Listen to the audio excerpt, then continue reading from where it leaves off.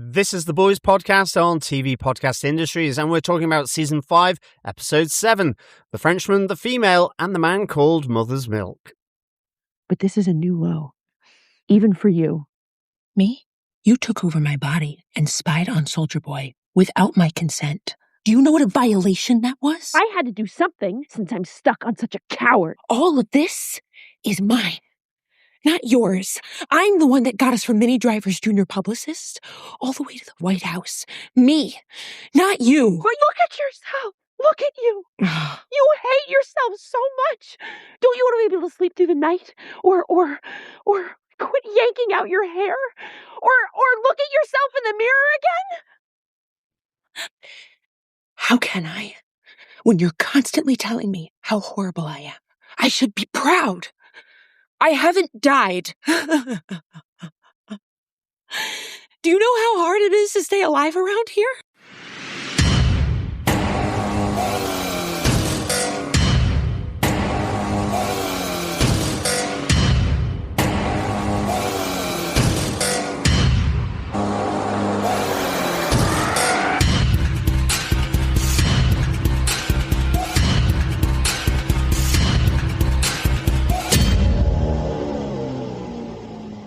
Welcome back, fellow boys and girls, to the Boys Podcast on TV Podcast Industries. We're here talking about the penultimate episode of Season 5, The Frenchman, the Female, and the Man Called Mother's Milk. I am one of your hosts, John. I am your other host, Darick. Back from our little holiday break, and a week after the penultimate episode came out, which means the finale is soon to be available for everybody to watch, and we're going to chat all about the penultimate episode before we get to the finale, aren't we, John? We certainly are. It's certainly teeing things up for the finale here, and of course we do have a big loss in this episode, but I think we should get straight into it. Remember, fellow boys and girls, pop on over to our website at tvpodcastindustries.com, where you can subscribe to any good or evil podcast catcher of your choice.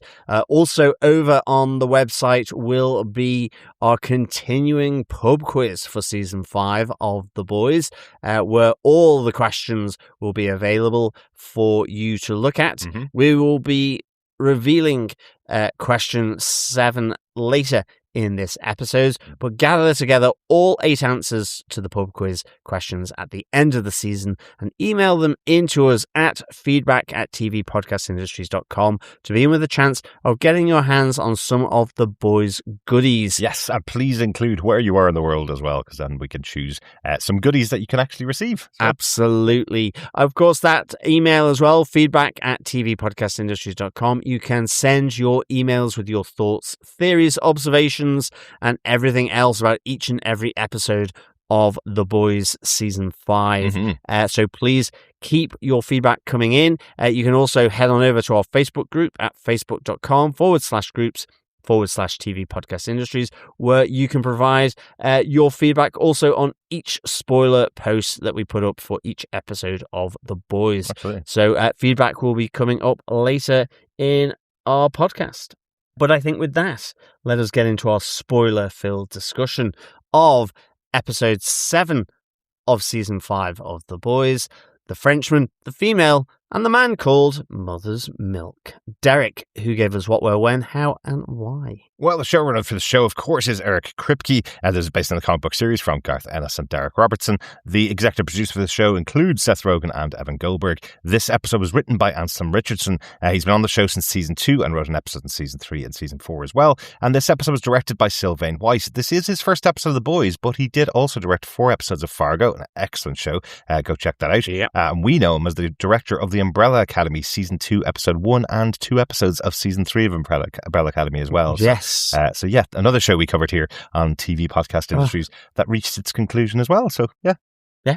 Oh, the Umbrella Academy. It brings back memories of fun the... Yeah, absolutely. Really enjoyed that. Lots of great dance series. sequences and lots of great songs. And brilliant. It was just kind of just nicely wacky, and, you know, if it was an upper-class English gent, they'd be described as eccentric. The show was definitely eccentric and really fun. And a great ensemble cast, very similar to this. So I think Sylvain White's probably a really good choice. Yeah, absolutely. To do the penultimate episode of this show as well. Definitely, yeah. And with that, John, do you want to give us the synopsis for The Boys Season 5, Episode 7, The Frenchman, the Female, and The Man Called Mother's Milk? Sure. Empowered by V1, Homelander kills the President of the United States, dissolves the Seven, and prepares to reveal his divinity. But when he asks Soldier Boy to join him, his father tells him some Homelander truths. He just had a wet dream. There's no way he's a god. When Soldier Boy tells him he wants to leave, Homelander overpowers and knocks Soldier Boy out, placing him back into the cryostasis chamber. The Deep, learning that the Seven is no more, becomes isolated and is approached by a familiar-sounding hammerhead shark, Xander. All of the sea life is aware of his role in the pipeline disaster. He is warned that if he sets foot in any body of water, including a puddle, ever again, he will be killed. Marie Moreau and Jordan Lee from Godolphin University uncover activity at Vought Studios involving O Father. Butcher, Huey, Annie, and Mother's Milk investigate the lead and find out that O Father is doing some market research on the introduction of the new god Homelander with his most avid followers. They're using the world's best psychics to ensure the followers are true believers. But when most of the group are unconvinced by their new Lord and Saviour's propaganda campaign, Homelander orders they get the VIP treatment. As they start getting murdered at the hands of the animalistic soups She-Line and Dognot, Annie and Mother's Milk save the non-believing former Homelanders and bring them to the Gen V crew for protection. Elsewhere at the studios, Butcher and Huey are captured by Synopsis, one of the psychics, and a shapeshifter who takes on the form of Billy's former partner Joe Kessler. Kessler explains to Huey that if you stand in the way of Billy Butcher, he will kill you without hesitation. While discussing this, Synopsis has learned the boys' plan and the whereabouts of their base from inside Butcher's mind. He shares the information with Homelander and returns to finish off the boys, but Huey distracts Synopsis, allowing Butcher to kill him so they can make their escape. Meanwhile, back at the boys' base, Frenchie has been continuing his long-standing plan to recreate Soldier Boy's depowering ability in Kimiko, using huge amounts of radiation. When he can't solve the puzzle himself, he finally convinces Sister Sage to use her superior intellect to stabilize the process. As they complete Kimiko's final exposure to radiation, they are warned that Homelander has located the base. As he enters the boys' base, Kimiko and Sage hide in a zinc-lined vent, hiding them from Homelander's X-ray eyes, while Frenchie distracts him so he does not investigate the base too thoroughly and find Kimiko and Sister Sage. In retaliation, Homelander fatally wounds Frenchie. After leaving the base empty-handed, Kimiko runs to help Frenchie, who dies in her arms. Oof. Big loss there. Yes. With Frenchie in the show. Very big loss. Yeah. Having old Frenchie taken out there. Yeah. And I'm sure we'll discuss that in our major moments in the episode, John. Definitely. I think we should start getting into our big moments for this episode. We'll kick off with the boys or the protagonist moments. Oi. Shall I start with the biggie? Yeah, why not? We've already mentioned the big moment of the episode. Absolutely. Let's get in depth on it, John. Yes, why not start at the end with the death of Frenchie, the Frenchman, as Homelander likes to call him. Yeah, I mean, firstly, I think this is a big moment. It's one of the key members of the boys that is taken down by Homelander. And, you know, it's really interesting how that plays out. You know, Homelander has gotten the location of their base finally. And actually, in many respects, he really wants to get Sister Sage for the betrayal. And that's the main focus, of course. He also wants to get Billy Butcher. He does want to get all the members of the boys, Starlight. But the thing he sort of projects most as he finds out is that he wants to make a visit on Sister Sage for her treacherous behavior previously. So on arriving there, ultimately he can't find them because we have Frenchie always protecting Kimiko and in process protecting Sage by putting them into a zinc-lined vent space that Homelander can't see. His X-ray vision won't penetrate there. Yeah. But equally, Frenchie also is looking to sort of distract him and has a face-to-face with Homelander, hence his death. But he does expose Homelander to radiation. He gives him the finger. He is defiant to the end. Yeah. But there is an interesting cut in this, in that we don't really see what Homelander has done to kill Frenchie. Yeah. All we really see is after Homelander has left, that Frenchie has managed to sort of drag himself across the floor, and there's a huge trail of blood. And we have Kimiko racing out to see really if she can save him, to help him, but he's too far gone, both from the radiation levels, but also his bleed out, and he dies in her arms. So is this truly the first time the boys have edited themselves because they went too far? Maybe. Because that's what I thought. Because basically it's Frenchie taunting Homelander, saying to him, suck on my balls, basically. And then it looks like Homelander rips them off, and that's what leads to him bleeding out. I know the radiation will definitely have killed him anyway, but this is a punishment from Homelander. I do love Frenchie's defiant moment where he says to him, you've never danced one day in your life, which makes loads of sense to us as viewers of the show because of the relationship between Frenchie and Kimiko. It feels like a proper end moment. But this, for the first time, we've never really had a moment where the camera pulled away from people dying or people getting injured or people getting their heads stomped on. We had that 2 episodes ago. This time it looks like they just made the decision that this would be too far for the show to go. It feels like it was edited out of the episode. It does feel like that. The cut seems quite quick, and then all of a sudden, the bleed from Frenchie is certainly in the midriff, but immediately you think, well, the last thing he said to him is, suck on my hairy balls, effectively. And you just wonder whether Homelander, in his sort of just evil literacy of that, just rips them off and he bleeds out. But it's not like we ever need to see something like that specifically on screen, but it feels like they shied away from it and edited out enough that people could think he punched him in the stomach or something like that. Yeah, maybe it's just because Frenchie is one of the boys, I guess. But maybe. Yeah, I agree. It felt like a very hard cut on one to not show what Homelander does to Frenchie. Yeah. And that might be out of the fact that he's part of the title characters in a sense, or something like that. I don't know. But I think it's really interesting that they've done that. I think the other interesting thing I like here is, in a sense, zinc is almost like Homelander's kryptonite, only it's zinc, and it doesn't actually weaken him. So he can't use his X-ray power quite like that. Don't think we've known that before. Maybe we have, but we have, many, many seasons ago. In fact, I think it was Frenchie that discovered that and distracted Homelander when he was searching for the team in the past that they were hidden by zinc. He distracted him by doing the same kind of tap that he does here to attract Homelander's attention when he's on the other side of the building.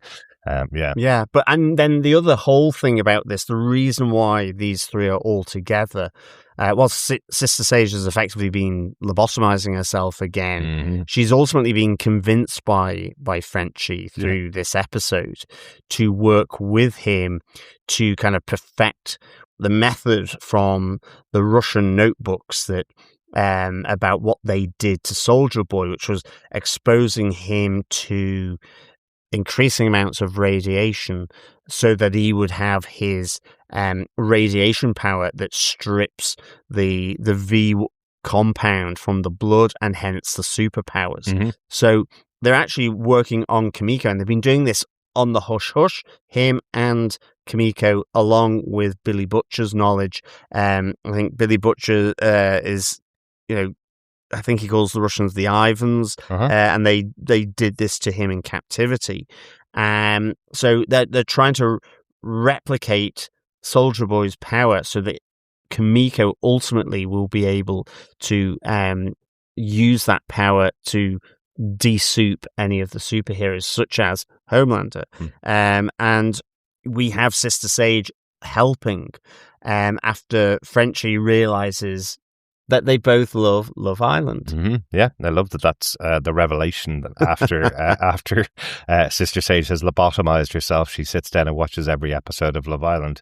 And what I really like about this is actually the extra layer it adds to Sister Sage. Why she's lobotomizing herself, why she's joined up with the boys in hideout here and thinks she's going to die is because she couldn't interpret the love between Soldier Boy and Clara, Stormfront in the past. She can't understand the decision that he made to give Homelander the V1.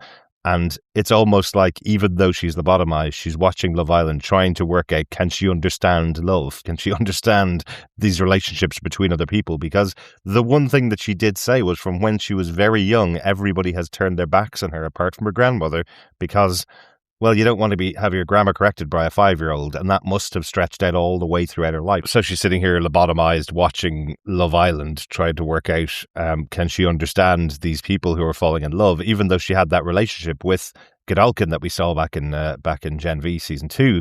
I wonder if, again, she was in love with him and didn't see the signs that he was an egomaniac and a crazed supervillain by the end of it. That's it. She's reeling a bit from getting these predictions wrong, and they've kind of mounted and accumulated, and that's the thing that she just can't work out. And you have Frenchie trying to ask for her help, to check his work, to recheck his calculations so that they get it absolutely right because of his love for Kimiko. He doesn't want to kill her by doing this, but he wants to get it right.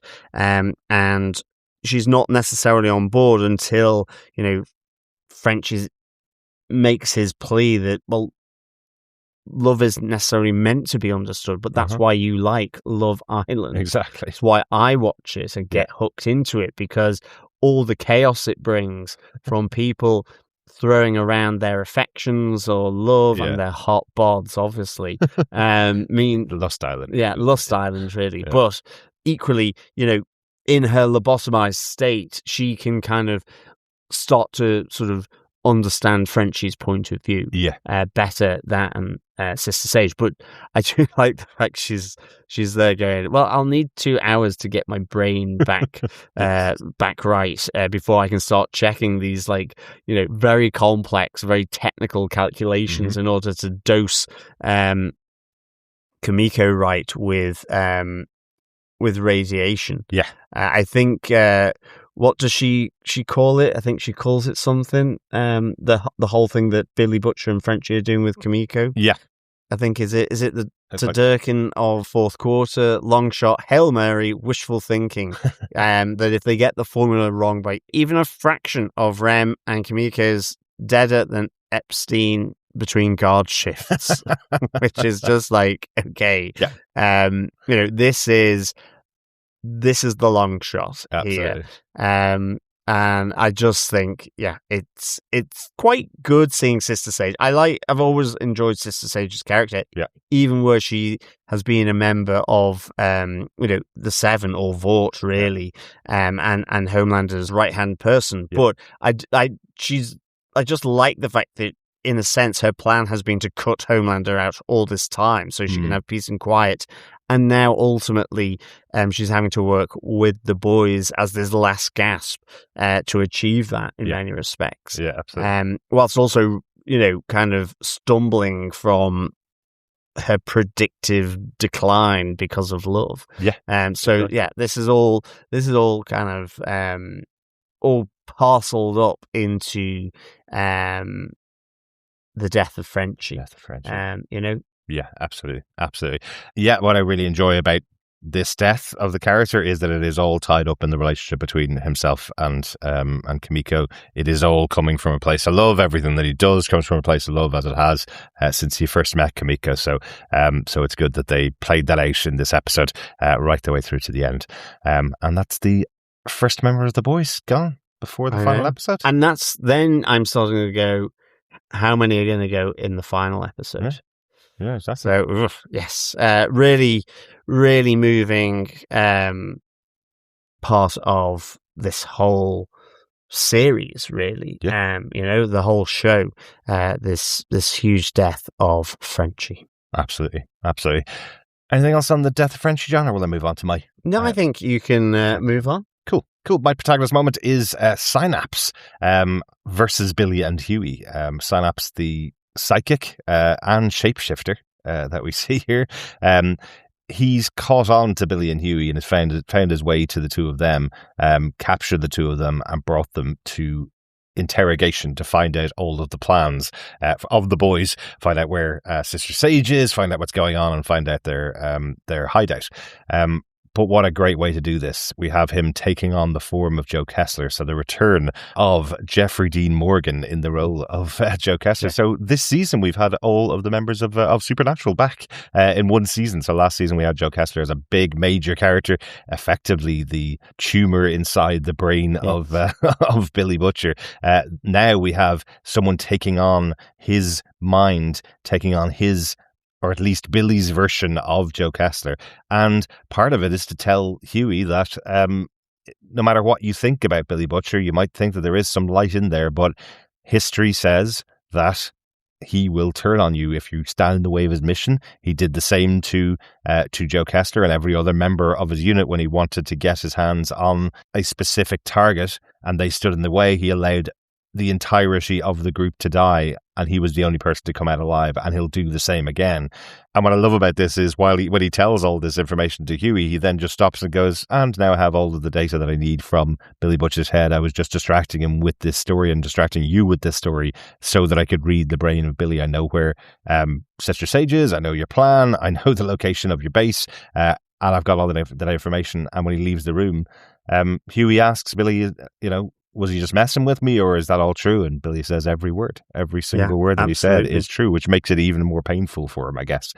Huey now knows what he's actually like on the inside, because Synopsis has taken all the information from him as a psychic, so he's translated exactly what was inside the brain of Billy Butcher directly over to Huey. So I think what we've talked about a lot this season is Billy is an a-hole, and hasn't stopped being an a-hole ever since season 3, really, when he really made his big turn, all the way throughout season 4 when he thought he was going to die with that tumor and Joe Kessler was in the background. He became the biggest of a-holes, and this season all the way to now he has been pushing people out of his way. He's been doing things without a care for anybody else in his team around him, and here once again showing that he will still do the same thing. He will still kill everybody, including Huey, if they get in his way.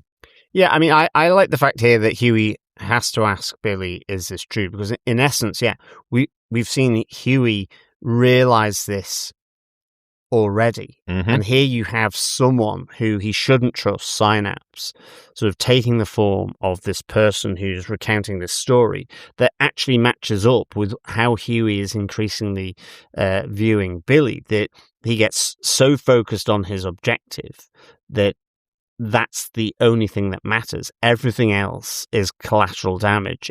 It's justified.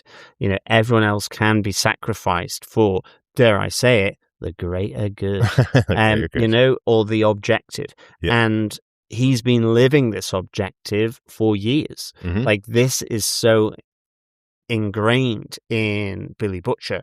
So I think that's what's really good here. I mean, is that Huey asks that of Billy after Synopsis has gone. And I mean, I do also think, just Synopsis saying, well,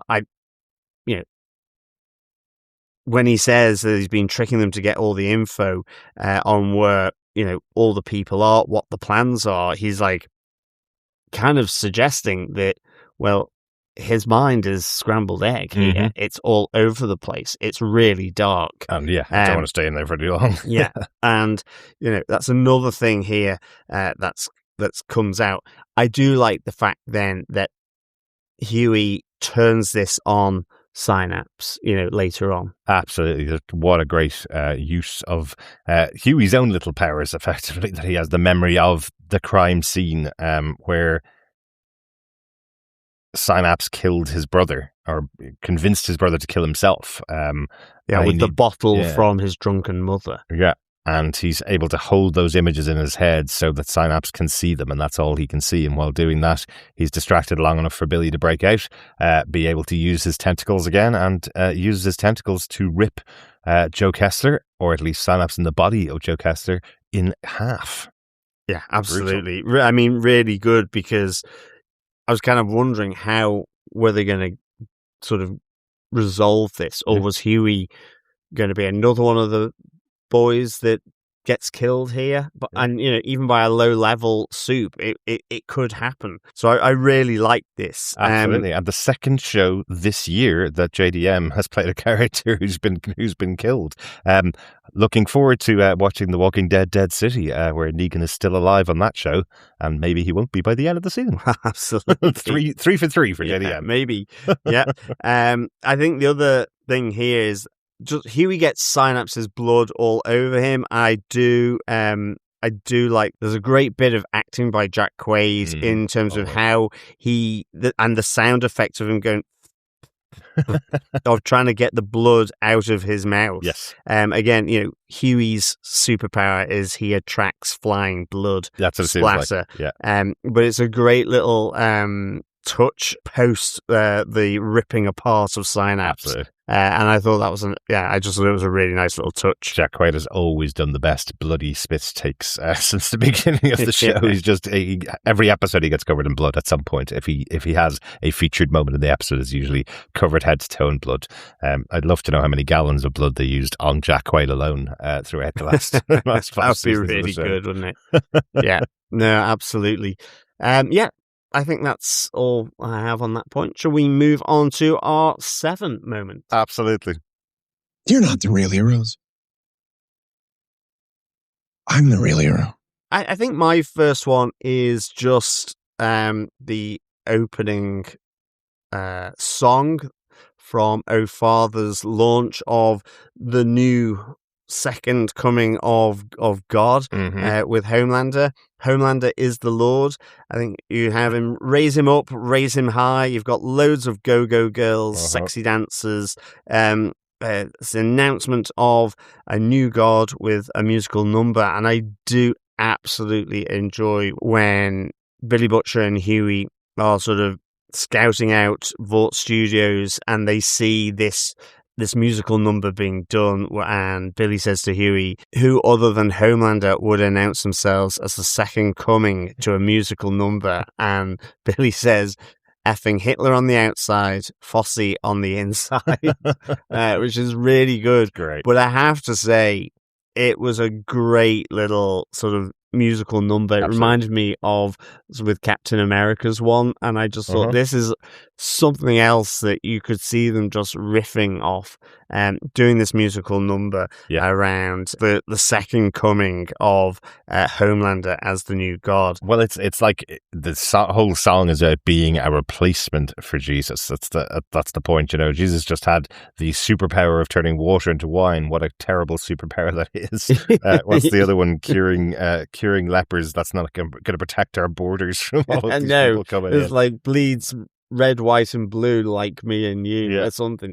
Yeah. So it's so well put together. It's so well conceived as a little number, but it comes into this wider sort of announcement, the preparation for the big reveal of Homelander as God. Yeah, and when you have Daveed Diggs, you have to do a musical number. That's definitely one of the reasons why he's here. He is a great actor as well, but he's well known for his part in Hamilton.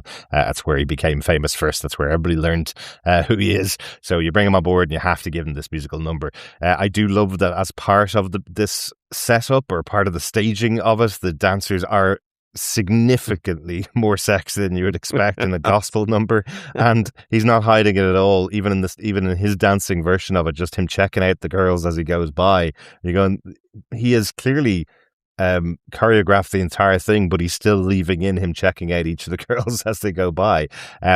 But he's not happy with the version that's there by the end. He still feels they're going to have to do it another 5 or 10 times to make it just perfect for the new Lord. Absolutely. And then another side of this is all the focus groups, the VIP focus groups, to test Homelander's new momentous chapter, to show them his promo. And so you have with the visual effects still to be included, where Jesus is handing over the challenges to Homelander to conquer evil once and for all, and he hands him across the crown of thorns as it's passed from Jesus Christ to Homelander, and you just have the eagle at the end. Insert the SFX eagle here, but as they have one going across the screen. And it's so funny. Like, I love the guy playing Jesus is still hanging out of the ceiling as the camera pans back for the visual effects to clear him, and you can just kind of see him holding position. It is so bad, it's really good. The idea here is that O'Farther's got together the most vocal supporters of Homelander in the entire country. So all of these people that are in this room, they aren't just Homelander fans. These are the super fans who think they're getting this VIP experience, that they may actually get to meet their hero Homelander, the people who've justified every single thing that he's done. And they're surrounded by not only their checklist of their reactions to everything that's going on, they're also surrounded by psychics who are determining whether the reactions are real or whether they're just a bit worried about what Homelander might do to them. Yes, and of course, all looked on by the animal soups, She-Line and Dognot, which there are some little side quests as well with this, where we have She-Line sort of licking herself to clean herself, and also her and Dognot sniffing each other's bums, as all animals love to do. I think Dognot says, I can smell guac and corn. Oh. They're trying to determine what each other's had for lunch. It is so awful. It is just, I don't know why, so funny. I guess we see it all the time with animals. Like, they do do it all the time, but it's just the added vocalization of, oh, this is what you've had for lunch. It was just outrageously funny. Yeah. But you know, there is lots of that in this episode. I love that that's the humor that they've added to the episode, is what She-Line is doing, because as you say, she's cleaning herself, like we've seen our podcat Charlie do many, many times. And later on, when she's in the fight with MM, he splashes water on her. She runs away from the water just like a cat does. I love that, and then distracts her with a rat that happens to be in the studio, thankfully. Yep. And that fight between MM and She-Line comes about because the VIP treatment that they get for being part of this VIP focus group, and not truly believing in Homelander, and not truly believing in Homelander, where unfortunately for O'Farther, the faithful aren't as faithful as he would like them to be, because I think you see O'Farther watching the promo vid, and yes, it's in an early stage, but he's quite happy with it, and he's kind of content with himself, and he kind of looks behind and realizes the reaction is different from them. So you have a number who are asked to stay, and those who are asked to leave, that they are true believers, that even with this shoddy first draft of a promo and the whole notion of what is happening, and it is only 6 out of 30, it's like, okay, that's, you know, Homelander is not impressed that it's that number. O'Farther does want to try and convert them, persuade them. That's his part of his power, as he says. But Homelander is like, no, if they don't believe, ultimately, give them the VIP treatment. And so they're all locked into the studio with She-Line and Dognot going to town on them. And ultimately then saved by Starlight and Mother's Milk. And most of these people would have been bashing Starlight, but they get them to safety and into the hands of the Goju folk of Marie Moreau and Jordan Lee. Yes. Which is great. Yes, it is, absolutely. In that sense, they've realised they've been batting for the wrong side in that moment to some extent. Yeah, and interestingly, it followed the whole conversation from Starlight, where she was going, I don't know whether I want to save these people. They made their bed. These are the people that believe in this. But it is quite funny that, you know, someone that is pretending to be the new Lord, that's pretending to be the God, has to put together a promo with special effects, and he's showing it to people going, well, would you believe watching this that I'm God? Ignore the special effects that need to be filled in later on. Like, the whole point is, if you were to convince people that you are a god, you would show them actual video footage of whatever it is that you're saying happened, not a video effect shot, which is probably why these people weren't convinced in any way. You know, it's only 20% of the group that's there who has any conviction. But yes, Annie changes her mind, decides that she will help them out, of course, and she gets into the fight with Dognot, taking him out, and takes out She-Lion. I love that we have the little return of old just in a very simple way. After he picks up the rat and throws it into She-Lion, and she bites the head off it, he takes her out and then takes out some moist towelettes to sanitize his hands from handling the rat. So MM's pretty much back here. Yes, absolutely. So yeah, a great little moment here around the announcement and launch of Homelander as the new god of the Democratic Church of America. Yes. Oh, and one thing we didn't actually mention about the headshots of all of the psychics in America that Annie and Huey had seen last episode. One of those headshots was Kate from Gen V, which I thought was quite interesting. Because remember, when Gen V season 1 finished, it led into season 4 of The Boys, and at the end of season 4 of The Boys, Kate was part of the 7 group effectively. So she was one of their psychics that was going out rounding up people, and she would have been brought on board for this purpose potentially, or at least used by Homelander to find people that don't believe. But interestingly, they didn't use her at all in this episode. Yeah, absolutely. Quite a bit of a surprise. Yeah. I'd probably think that having to manage those two shows, Gen V season 2 and Into the Boys season 5, there's definitely going to be massive difficulties there managing the full storyline, because they were filming around the same time. Huge changes with the death of Chance Padermo, who was instrumental in the first season of Gen V, so they changed the second season of Gen V for that. They've also now, unfortunately, cancelled Gen V, so we won't see those characters, but I wonder if that's the reason why we didn't see Kate on screen here. Maybe she should have been on screen and they had to bring her back into the fold for Gen V Season 2, so they couldn't use her as one of the sidekicks here. But you would expect that's where you would have used Kate if she had joined up with Homelander and his forces, right? Because she's a recognisable person, and we don't have very many recognisable soups in this episode, other than, of course, Dognot and She-Lion. Yeah, absolutely. Yeah. Darick, what's your 7 moment? Well, I kind of have to choose this one because it's a very recognisable voice appears on our screens here. My 7 moment is a warning from the deep to the deep, because we finally get the abolition of the 7 from Homelander, right at the beginning of the episode. He arrives at the start of the episode crushing the head of the president, who is a non-believer, then goes off.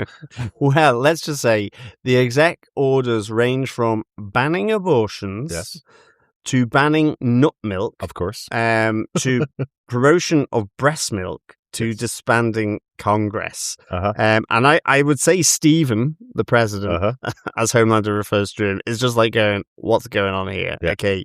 It's like, nut milk is effectively heresy for Homelander, whose favourite is a good old breast milk portion. And so he uses the line from The Usual Suspects: the greatest trick the devil ever pulled is convincing the world that nut milk was milk. Yeah, absolutely. Which I absolutely love. But yes, Stephen has his head exploded because he has to say, well, I can't tell Congress what to do. That's not part of the president's powers. Yeah.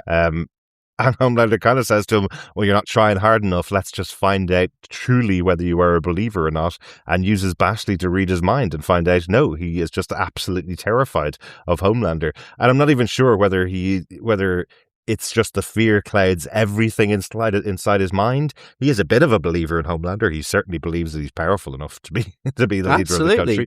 But he has been terrified since the beginning and gets his head crushed. I think the interesting thing here as well is just... it's not Bashley that gives Homelander the readout. It is Ashley, who basically says he thinks you're a little bit psychotic just before he crushes or rips his head apart in the Oval Office, and then wipes his hands on the sofa in the Oval Office. But it's that's an interesting moment here, is that Bashley, in a sense, is kind of not wanting to do this, and Ashley just has to make an executive decision. Yeah, but gets promoted to president. Yeah, and as the clip that we've chosen at the beginning of the episode, this has always been Ashley's superpower even before she infected herself with the V formula. Her superpower is staying alive. How is it possible that Ashley has made it to the penultimate episode of season 5 from the first episode? Because she is just constantly under threat of death, and she probably feels in that moment, if you're going to take out the president, you're probably going to take me out too. Yeah, So I have to sacrifice myself. But yeah, Bashley and Ashley no longer speaking at the end of that scene. But back to my actual outstanding moment from the episode, which is that after all of those moments, Homelander goes and decides that the 7 are no more. And poor little Kevin, the Deep, is going, can you not just hand it over to me? Can I not just have the 7 if you don't want it anymore? What about everything I've done for you? And of course, the Deep is thrown aside because of it. So completely lost after everything he's done, and specifically last episode, where he convinced the world the pipeline was a good idea, and then the pipeline was exploded by Black Noir, who he killed. And now all the fish are turning on him. So he goes and stands down by the ocean and hears, as I say, a very familiar voice from the Deep, Nick Fury himself, Samuel L. Jackson, voicing a hammerhead shark, who comes to Kevin and tells him, we know exactly what you did, and if you ever set foot in any body of water whatsoever, if it's a pond, if it's the ocean, if it's a puddle, we'll be there and we will kill you. Leading to what I think is another great comedy moment from the Deep, where he's standing there, not knowing where to go, and someone is drowning right beside him, and all the people on the beach are going, why doesn't he help him? Why doesn't the Deep go and help him? It's really good. I love that he's calling his agent as well, looking for places that he can move to, and they're all landlocked places in America, places in the desert, and that kind of stuff. And they're going, but the water is like your thing, man. You need to be somewhere beside the water, or we can't help you. We can't promote you. And then he has to ignore someone drowning in the ocean. Yeah, absolutely. I mean, it's great to have Samuel L. Jackson as Xander the Hammerhead Shark, who was the one helping him track A-Train and his brother. Oh, yes. So I like, though, that, with the knowledge going around the swirling, circulating in the currents of the ocean, that it was Kevin who helped with the fish apocalypse, that you have now Xander, the hammerhead shark, telling him you're no longer welcome in the oceans, in the lakes, in the rivers, or even a goddamn puddle. If you step in water, we're going to kill you. So, yeah. I mean, the Deep is really down on his sort of own sort of look here. I think just coming back to the Homelander abolishing the 7, I do like the fact that Homelander says, well, there's not been 7 members of the 7 for quite a while.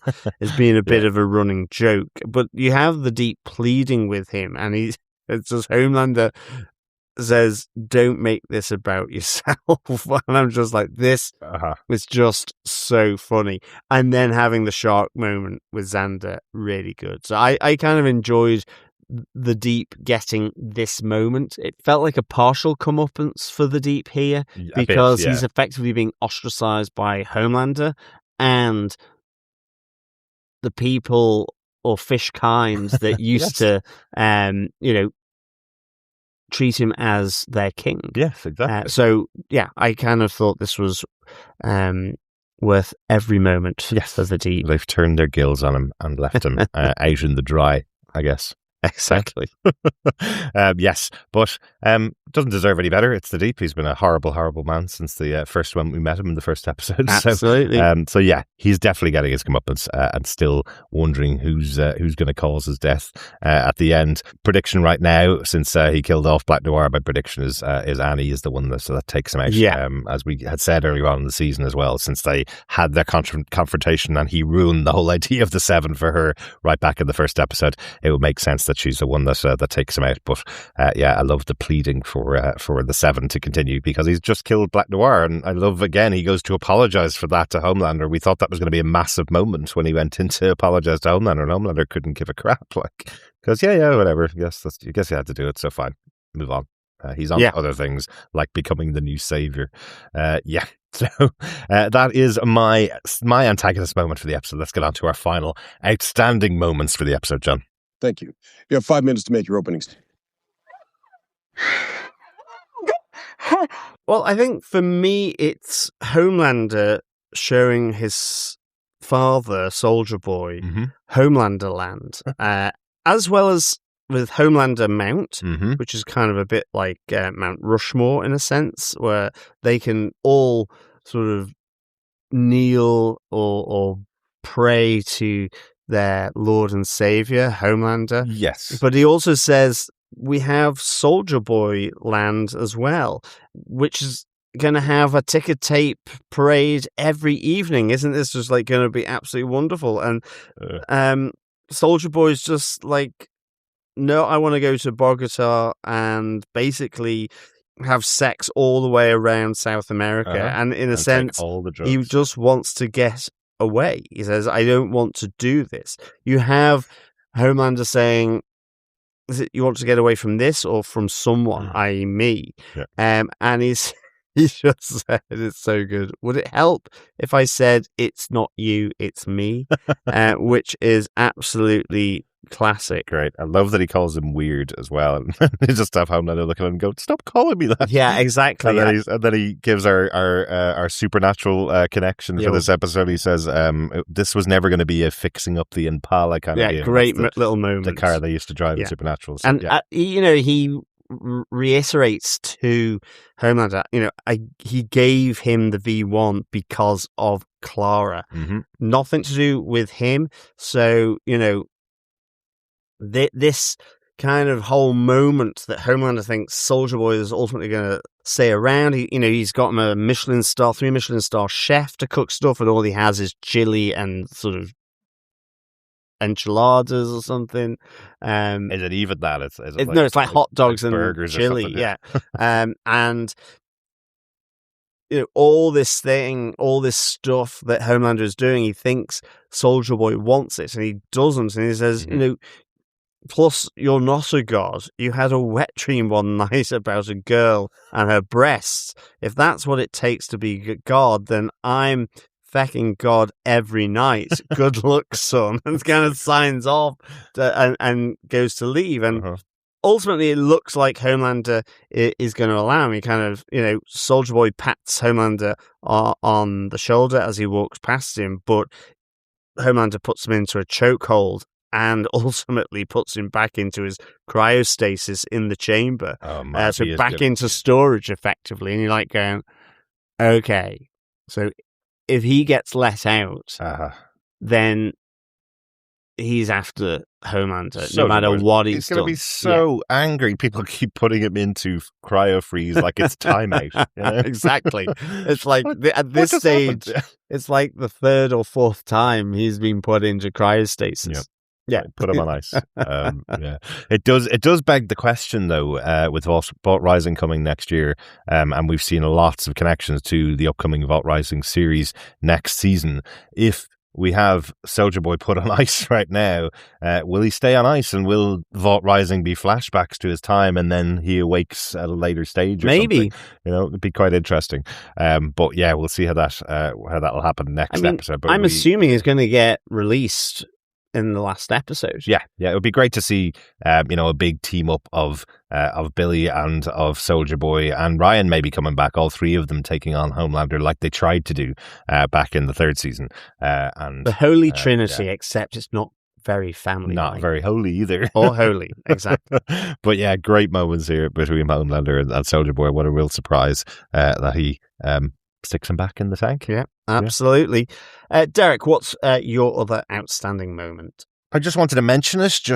We talked about Gaju characters appearing here. We've been waiting for them all season. Seeing Marie Moreau and Jordan Lee being called upon for their investigation that they've been doing into what's going on behind the scenes of Homelander and his team. They're the ones that reveal that something's going on in Vault Studios that needs to be taken care of. And then once they reveal that, Annie goes, "Thanks for your help. Right, off you go.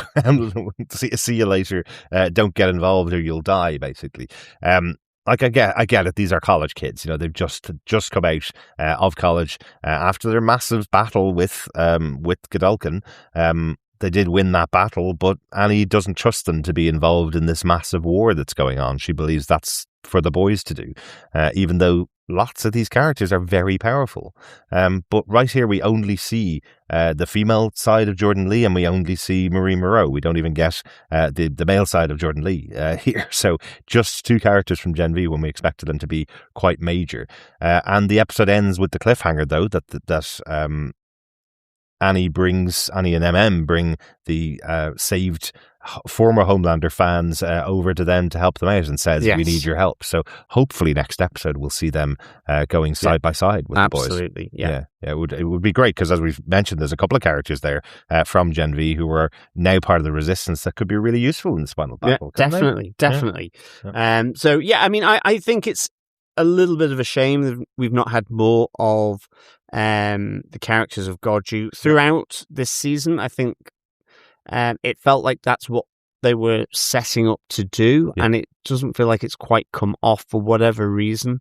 But it's good that they've at least got some participation here of the likes of Jordan Lee and Marie Moreau. Yes. But as I say, there's at least 3 other key members of Gen V here that haven't been shown yet throughout any of this season. So it is a bit of a shame, I think, that for sure. But at least we have gotten something. And at least it's a bit of a challenge to Starlight. Starlight saying, run. If you don't, you're naive. And both Marie Moreau and Jordan are like, but we've been risking our lives here, and ultimately they're like, effer. We're going to continue to be this resistance, despite what she says. So it's not, until she and Mother's Milk bring those former Homelander true believers that aren't quite back to them. There is that little bit of a rift between them that they will continue to do what they're doing without the knowledge of Starlight. So, I kind of liked this little element, but again, it was quite small in the scheme of things, and I do think it felt like they were setting it up way more in Gen V in the final season, really. Yeah. Alas, it's maybe not quite as interlinked as maybe we would have hoped. Well, as I say, Annie's there saying we need your help, so I'm hoping that we'll get that massive team up in the final episode where we have all the members of Gen V hopefully playing some part in the final battle. Yeah, so, absolutely. Yeah. Couple of notes from the episode. One I wanted to mention is just interesting that we have another Billy Joel song. I know Billy Joel has been all the way throughout every episode almost of this show, but they play Goodnight Saigon on Huey's headphones. It's kind of ominous, really, because it's a song about the life on the front lines during Vietnam, and we're just about to go into the final episode of the show where we're probably going to lose more people. So just kind of ominous that they chose that specific song for this penultimate episode as well. Yeah. And the only other kind of notes from me is we do get Mother's Milk, the reason for his name, which is that he was mothering a bird back to health, and was kind of ridiculed for it. Yeah. But he was proud. He liked what he had done, and so he's been mothering ever since, really. Yeah, so it's his name, obviously, Mervyn. Yeah. And they say he's not a great leap even for those idiots to jump to Mother's Milk, and ever since has been the mother of the group. The only other last one from me is, I did kind of hint to it, Ashley gets the presidency here. Yes, she does. I do like, she says, I lost every single student council election. Just let me enjoy this for once, because she's kind of having a bit of a fight, Ashley is, with Bashley about the rights and wrongs of taking this presidency after Homelander has killed Stephen. And Bashley is like, leaves Ashley, you're never going to hear from me again, you're free. Yes. And as she says that, Ashley begins to sob around the enormity of maybe what she's got on her plate here, and quite how tiptoey she might have to be to bridge Congress, the White House, and Homelander. She is kind of in the lion's den, despite her wanting to get the presidency because of the nightmares of her student council election. Absolutely. Absolutely. It just feels like, again, Ashley is the character who's been in the lion's den since the very first moment we saw her in the first episode. You just felt, she's going to die. Someone's going to kill her. And here she is right at the end in the presidency of all places, which didn't save the last president at all, right? I've just got one final note myself as well, because we have to mention we get the official Spice Girls speech from Billy for this episode. A staple going back to the first season. I'd love to just line all those up and just see, does he do a speech about each member of the Spice Girls as the seasons have gone on. This time it's trying to encourage the team using Posh Spice as an example. Despite her obvious drawbacks, including the tragic inability to smile, she didn't give up, and we won't either. I kind of just put in my notes, Billy Butcher gives the Posh Spice pep talk. There you go. Posh, I can't really say it on the podcast, but Posh, the worst of spices. Yes, but the one making all the money. She's got absolutely. She's got the clothing line. She's married Beckham for. She's knighted. She's knighted by the British royalty. Her fashion lines are in the first 5 days of the Paris fashion show. All this, so great little pep talk there. Absolutely, and I love that each of the members of the boys are like, your pep talks are awful, as he says. But I know we give a lot of props to the writers of the show for predicting things that are happening in the White House, predicting things that are happening in politics in the US. But just interesting that they predicted that Posh Spice would still be relevant this year because she had the big breakup with her son in the last 6 months. So even just a throwaway pop culture gag that's been going on since the first season is still relevant this year, right? Absolutely. How crazy is that? Yeah. Oh, that's it for our chat all about this episode. But John, overall, what did you think of the penultimate episode of The Boys? I really like this penultimate episode. I'd give it 5 Vortality swag bags out of 5. I just really enjoyed the flow of this episode, from the opening musical number, the VIP focus groups and promo that's being tested, just the continuing sort of desperation of Homelander to be liked, and if he's not, then his patience has gone. Kill them, effectively. Frenchie dying, massive, and I think just how that plays out with seeing what he's been doing with Kimiko's consent, to radiate her so that they have something akin to Soldier Boy's power, so that they can look to try and depower Homelander, coupled with Sister Sage's involvement in that. I just thought was really, really good. But there's so many little things, like with the Deep, with Ashley, that all come through here, which are just fantastic. And I think even the stuff with Synopsis and Huey and Billy, all, I think, really meaningful, given Billy has seen and has come to the same decision as what Synopsis does via Kessler in terms of that story, that Billy Butcher will sacrifice anyone if it means he reaches his objective. Yes. Even if it might be a shared one, it's his. Yeah. And he will push people into the line of fire if he is the one that sees it come to fruition. So 5 Vortality swag bags out of 5. Fantastic.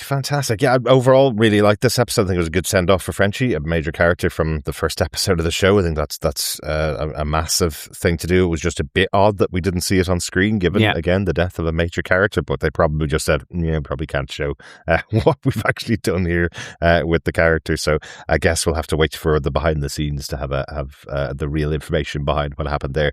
A little bit of a shame that we're not seeing the Gen V cast. That's my only other drawback from the episode, having just a moment of them here. I hope hope we'll see more of them in the final episode.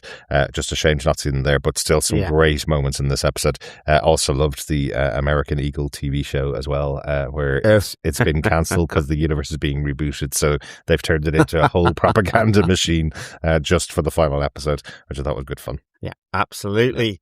Let us get into our boys season 5 pub quiz. Yeah. A drink is required after all the shenanigans going on in this episode. Absolutely. John, do you want to give the 7th question for the pub quiz? Yes, fellow boys and girls, fellow quizzers, question 7. What is the name of the topless steakhouse in Reno? Now, is that a steakhouse that doesn't have a roof, John? I think it might be. That's what I would interpret it as being. We're very innocent on TV podcasting. We're very naive. Do you want to give the question one more time, John? Yes. What is the name of the topless steakhouse in Reno? The minute I heard the question in the episode, I knew this was going to be your question for the pub quiz. Great stuff. That is the 7th of 8 questions for our boys pub quiz. Gather together all the answers at the end of the season and email us to feedback@tvpodcastindustries.com, and you could be in with a chance of getting your hands on some boys goodies. Yes, absolutely. Yeah, let's get over to some feedback for this episode. Yes. John. First up, we have a voicemail from Ethan Wang. Yeah, unusual in this. Thank you for the memes. Thank you for the memes. Was that all of it? Or did you repeat it? No, that was the voicemail message. I haven't heard that. Well, thank you, Ethan, for the voicemail. For the voicemail and for enjoying the memes. Yeah, we don't do memes on the podcast, but it just goes to prove, if you pop on over to our website at tvpodcastindustry.com, you can record a voicemail and we may just play it on the podcast, even if it's not connected to the show or anything that we're covering. So pop it over there. Yes, I think I've got it sort of now to the music of ABBA. Thank you for the memes. Memes Maybe you're showing. I think it must have been a mistake. It feels like spam. Did you just put spam into the feedback section? Well, we do get a lot of spam. A lot of people trying to sell us stuff, and I don't read out those emails. I just thought if you're recording a voicemail, if you pop on over the website, we will play it on the podcast. Absolutely. Unless it's offensive or unless it's something that we're not going to play. But I just thought it was a bit funny, to be honest. So thank you very much, Ethan. We do have a real voicemail in. Absolutely. Yeah. Thanks, Ethan. Yes, the real voicemail comes through from Harrison Fox. Mm-hmm. Still a great name. Yes, it is. Hi, boys and girls. Harrison Fox calling to discuss the penultimate episode of The Boys. Just a fabulous, fabulous episode.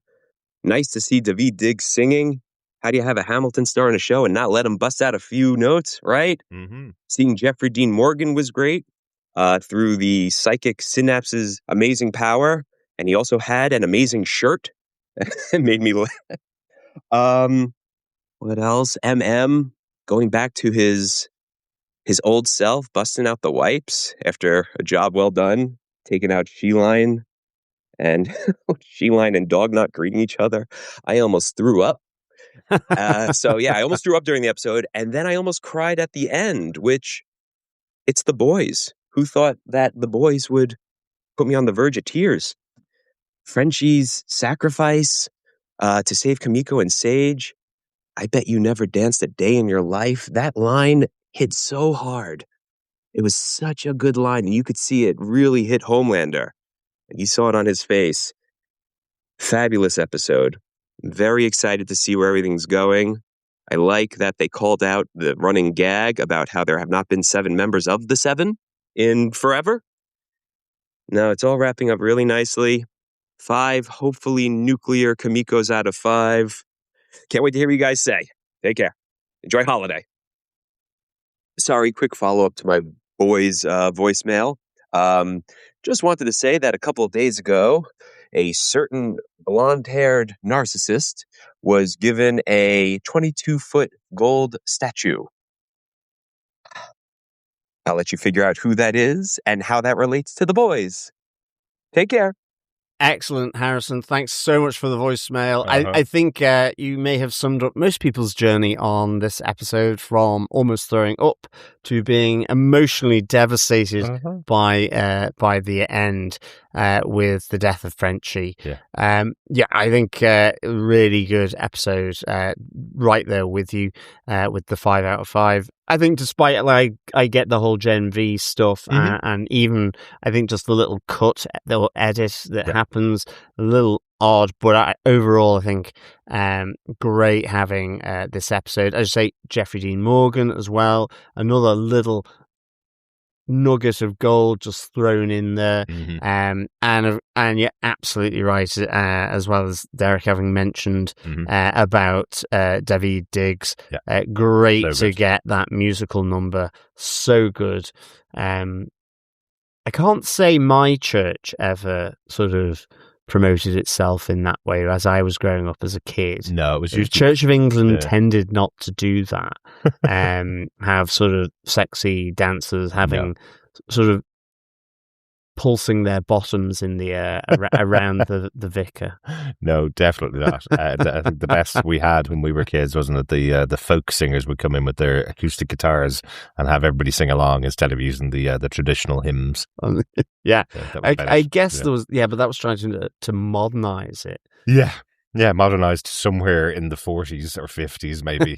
We're going to introduce the guitar. Acoustic guitar. You don't have to sing in Latin anymore.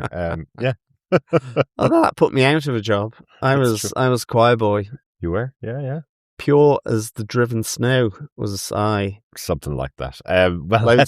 Loads of polo mints on the back row of the choir stalls. Okay, interesting. I think we will move on from that. Absolutely. To our emails, John. Excellent stuff. Thanks, Harrison, for the voicemail. Absolutely. And yes, I think I might have a little sort of nugget of an understanding who the gold sycophant might be. Oh, yes. I see that there's some kind of triumphal arch being suggested with a big gold statue. I can't even pay attention to it anymore because the only thing I really want to pay attention to is the Epstein files, which he just consistently is trying to make us not pay attention to by just the crazed outbursts. But we will see what happens with that.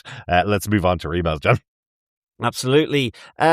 First up, an email from Coffee and Vodka on this week's episode. He says, "Greetings, fellow dinner and a show defenders. This episode really requires a live Steve, as I know I'll be missing a lot. First, if that's what church has become, I just may have to step off the atheist path. Fare thee well, Frenchie, and hello to the new, improved, if grieving, Kimiko. Looks like your prediction of Ashley's rise to power was spot on. Yeah. Mother's milk words to Annie were some of the best the show has produced. And though foreshadowed last episode, it was nice to see the deep kicked out of the waterways by Samuel L. Jackson, no less. Looks like we know how he's going to kick the bucket. Dehydration. Finally, Homelander's disbanding of the Seven was a surprisingly lucid. So much more, and we almost got the Gen V crew to boot. One more and done. 4 popsicles, burlesque frescoes, and chickens of the sea out of 5. Peace and take care. Coffee and Vodka. Excellent. Thanks, Coffee and Vodka, for your thoughts there. I don't think this is what church has become. And I'll be completely honest, if any church, even if it was fun to listen to the dance number, if any church was monitoring everything I did to find out whether I was a true believer or not before exploding my head, I wouldn't be a member of that church. Well, that's true. But I mean, the gospel singers were great in the background. Yeah. Like, it was a good jive. It certainly was. It certainly was a great song. Yes, it was. Okay. No, I kind of liked it. It was just so well done in that, yes, it was there to promote Homelander as the second coming, but equally it was like the Book of Mormon, just taking the rip out of everything that the evangelical churches that basically just want money. I mean, they're just one big collection plate and nothing else. Exactly. So it's just really funny. Yeah. Thanks so much, Coffee and Vodka. Yeah, thanks, Coffee and Vodka. We will move on to our Discord feedback. First up, Dr. Bob says, you know that sense of wonder and disbelief you get when you stand before a masterpiece you might have seen online or in prints a million times. Dali, John of the Cross, The Night Watch, and take in the pieces and the whole, and you still can't quite describe it as it fills so many layers at once. That's where this lands. The arc of Frenchie, who was doomed as he dreamed of Marseille, holding the female with her irreversibly irradiated ovaries and talking of children. The vicious spiralling of the god incarnate, executive orders gushing like a sewer near a British beach. The attempt to shame Butcher when we've seen him become increasingly parental, learning from his team and truly becoming the mummy, special cuddler with a heart. The deep, finally, utterly and completely destroyed. Hubris by Hammerhead. Excellent stuff. Very good. Dr. Bob, yes. The executive orders were absolutely a lot of verbal sewerage going on, but it was really funny. Yes. If it wasn't so accurate to what was actually said, it seemed so sadly close to the real truth of it. But yes, you mentioned the death of the deep hopefully being completely and utterly destroyed. I know Coffee and Vodka mentioned that he's going to die of dehydration. That'd be hilarious. Like, humans are about 80% water, aren't they? So I guess the deep will have to start moving the water out of his body if he's not going to be killed by whatever fish he comes close to him. Yeah, he could slowly desiccate, couldn't he? That'd be quite interesting. Would be interesting. Good stuff. Thanks very much for that, Dr. Bob. Yeah, thanks, Dr. Bob. Also on Discord, Teresa says, "Oh, the heartbreak. While I have loved every character on the show, none of them, not even Huey, could bring the humanity the way that the drug-addicted, gun-running French assassin could. We can't wait for the final episode and find out how this amazing story is brought to a conclusion. But no matter how fantastic the finale is, it will feel a little empty without him. R.I.P. Frenchie, you saved me," as he says. P.S. I wonder if Maeve will make an appearance. Not sure what she would do, but it would be interesting. Definitely agree there, Teresa. I'm kind of surprised we haven't seen Maeve pop up maybe earlier than now. So I guess fingers crossed that maybe she makes an appearance for the final episode. I'd love to see her. Yeah. Dominic McGilligan is such a great actress. Really enjoyed her on the show so far. I know she does a lot of cons. We haven't met her at a convention yet. I know she's doing a lot of convention touring as well. I wonder, because they have brought her back in the past to take out Homelander and kind of sealed her story quite well. I would suspect we won't see her back, but it would be great just for the symmetry of it to have her appear in the final episode, since she was the first Soup to appear, I think, in the first episode, wasn't it? She stood in front of the van crushed around her before Homelander arrived even.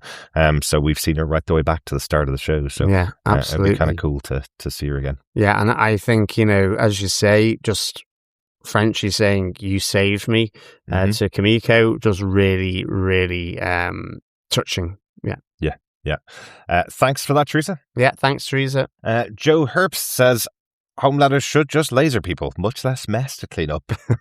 That ending hit hard. It really doesn't feel like a penultimate episode of a series. Curious how it wraps up. I'm guessing more hopeful than the show often is. They seem to be heading in that direction, at least. I was thinking it might be Soldier Boy who finally takes out Homelander, but now I'm wondering if it's Kimiko and perhaps Ryan, who we haven't seen in a while. And something has to finish off the deep. Maybe a dolphin?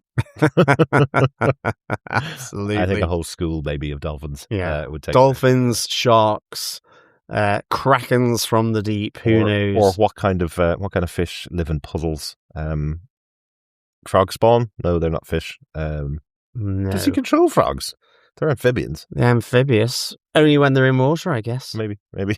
So, but yes, whatever lives in a puddle as he's walking down the street in the rain might take him out. Yeah, but definitely agree with you on the laser.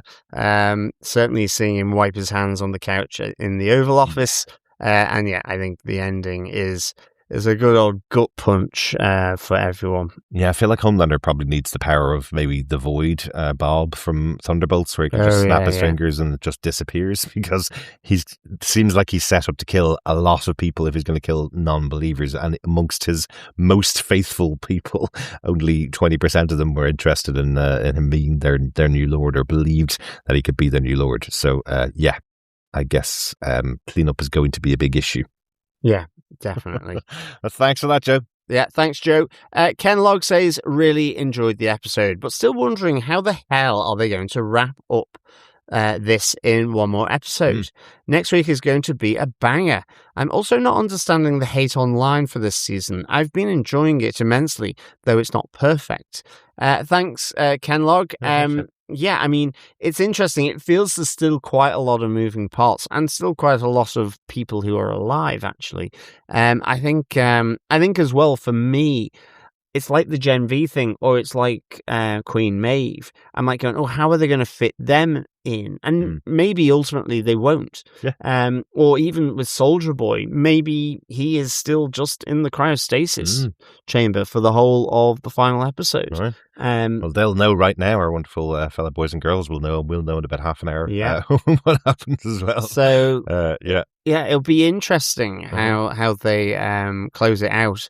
And but I guess you're talking about closing out the show, The Boys, and we do have, we know the spin-offs. We know there's Vault Rising, the prequel. We know there's The Boys Mexico is still potentially upcoming as well. So we know that it doesn't have to close out the whole world of Supes and put a fine point on it. And really, when you think about it, the villains of the show, the 7, have been whittled all the way down to just the Deep and Homelander, right? Yeah. And Ashley, maybe, if you consider her one of the bad guys. But is she a bad guy, or is she just someone that keeps herself alive? But, the 7 have been disbanded, and it's only the Deep and Homelander who they have to go up against. And now Father, of course, he came in this season. But, Sister Sage has gone over to the other side. We've just lost Frenchie, but that leaves us with our good guys versus our bad guys. And really, it's just taking out Homelander. That should be enough to close out the season. Yeah. So that's all they have to accomplish in one episode, and an episode is over an hour long. So you can do that in an hour, can't you? You can set up the battle with the villain and from start to finish and take them out. So we always give credit to TV shows that are able to deal with multiple storylines and close them out in a final episode. But I don't think it's the last of the universe anyway, but they will probably close out the storylines of these characters as best they can in that final episode. I don't think it's too much to ask in one episode. I don't really know what the online reaction has been for this season. What I do know is that 55 million people have watched The Boys, and that's the highest viewership The Boys has ever had during its season on. So maybe having that many more eyes on there means there's that much more talk about it every week. So you're probably seeing a bit more of the negative reaction from people, because people love to hate on things, especially when they're not finished. Yeah, that's true. I haven't really seen too much hate online either, but like yourself, Ken Log, been really enjoying it. So I think that's all you can really go with. But thanks for your thoughts, Ken Log. Also on Discord, Jason B says, it's pretty impressive that a show can have 2 adults sniffing out each other's backsides to smell what each other had for lunch, to then switch up to one of the most heartbreaking moments in the show. Mm-hmm. Yet, even though I had a feeling Frenchie and Kimiko weren't going to have their happy ending, it was still a gut punch when she begs him not to leave her.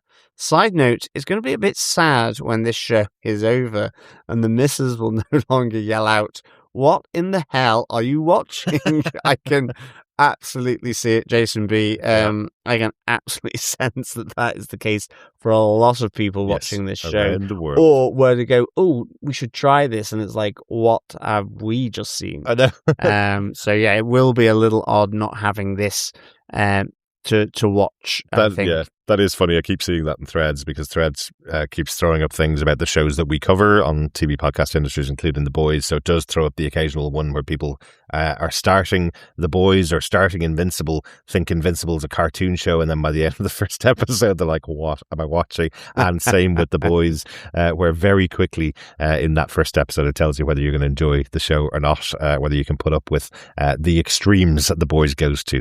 And it's always done that from the start. So I'm sure it'll be interesting for your poor missus, who's had to put up with this every week. Absolutely. Thanks, Jason. Yes, thanks, Jason. Let's move over to Facebook for our final piece of feedback. David, Mr. Writer, says, it really is hard to close out a series. I feel that the season has been rushed and it's all over the place. They probably should have gone for 10 to 12 episodes to fully perfect it. Now, I've enjoyed every minute of it, but this has probably been their weakest season thus far.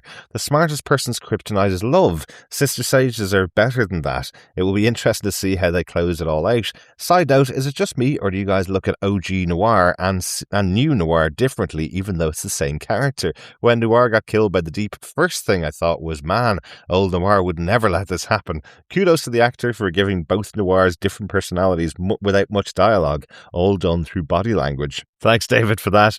Yet I definitely look at the two as completely different characters. Once Noir was murdered and replaced by this new Noir, I've almost been treating him in my mind like Ashley. Will he get through the season? Because he has powers. I think he can fly, can't he? And he obviously can speak, which Noir couldn't do, but he doesn't have the same powers as Noir. So I've always felt he's in a lot more danger if he goes against what the Seven tell him to do. And actually, I think as David says, the original Black Noir was way more of a weapons expert and a martial artist than, I guess, what the new Noir is. And I think you're right. He would never have necessarily allowed that to happen with the Deep. You could see him making that fight in the podcast booth way longer. Oh, without a doubt. So I think in that sense, definitely. But definitely do look at them differently. Yeah. Yeah. I also don't think old Noir and Deep would have had any kind of relationship in the same way, because nobody could have a friendship with the Deep at all, really. Yeah, absolutely. You're not my bro. And you also mentioned there, David, that you think that the show feels a bit rushed and should have gone to 10 or 12 episodes. I can't imagine this going for 10 or 12 episodes. I'm pretty happy with it getting to the end of the season here. And again, the universe isn't ending at the end of the 8th episode. There is still spin-offs and prequels to go. So really the story that they're telling needs to finish next episode.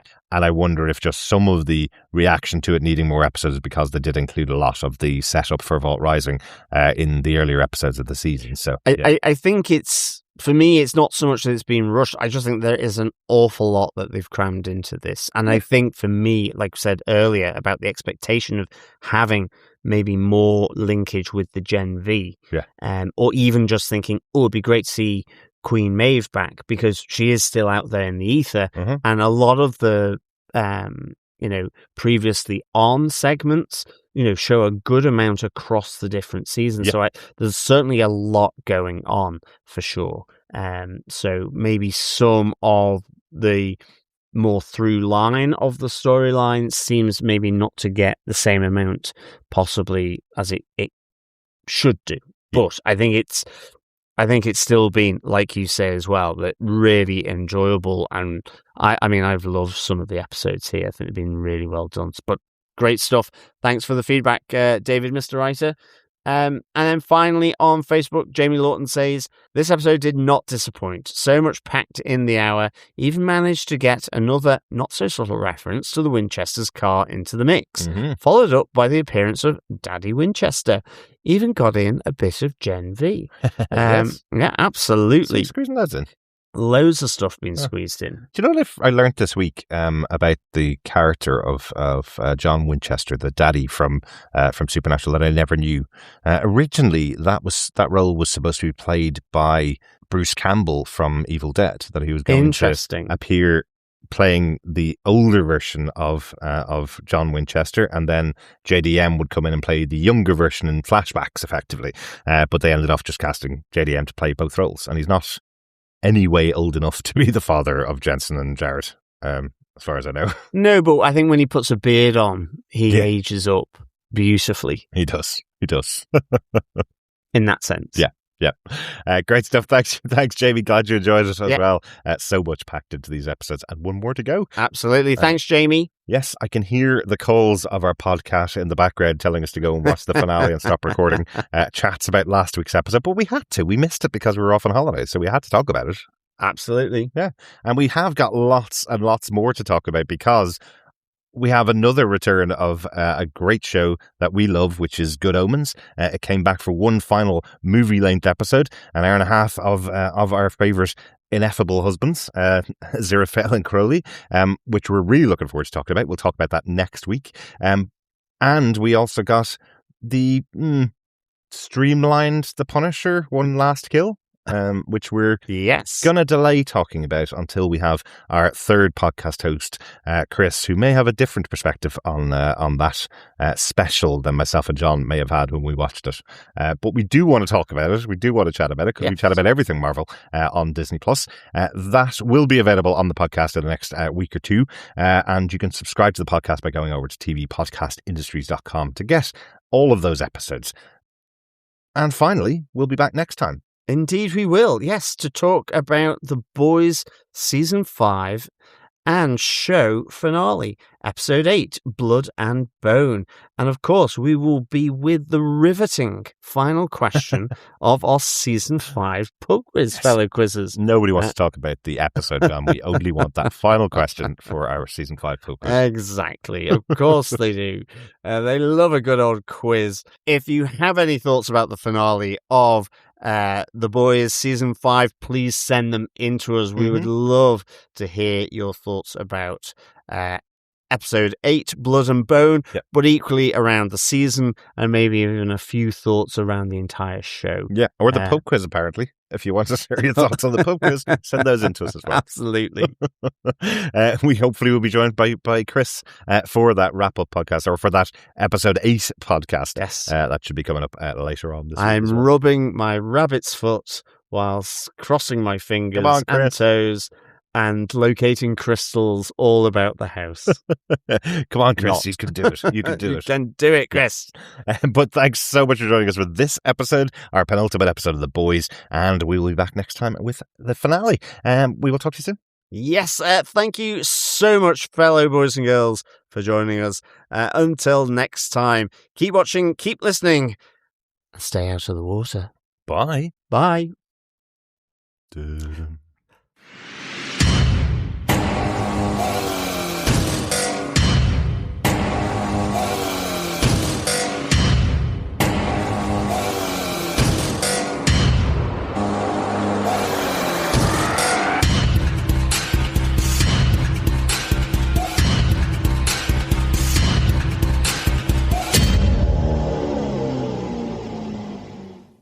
Oi, oi.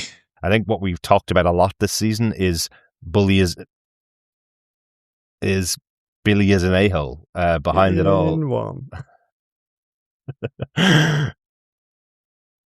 Oi, oi.